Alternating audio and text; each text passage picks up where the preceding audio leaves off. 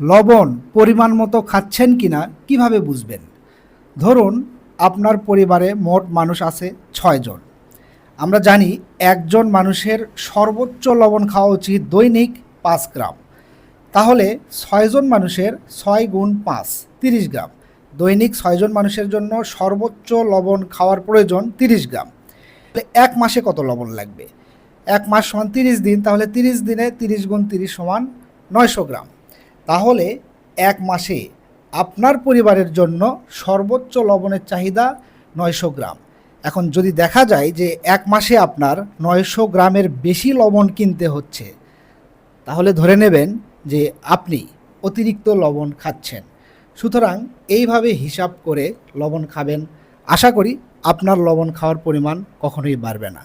আর আমরা সবাই জানি অতিরিক্ত লবণ খাওয়া কিন্তু কখনোই ভালো কিছু না।